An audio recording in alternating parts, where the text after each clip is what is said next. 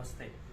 आज हम आपको जो वातावरण में वायरस फैल रहा है उससे होने वाले बचाव के लिए क्या करें वो बताने वाले हैं। एक तो सुबह उठ के 4 गिलास गुनगुना पानी जरूर पीजिए। इस मौसम में सबसे ज़्यादा वायरस फैल रहा है जो सबसे ज़्यादा इफेक्ट करता है पेट के ऊपर और क्रिएट करता है इन्फेक्शन।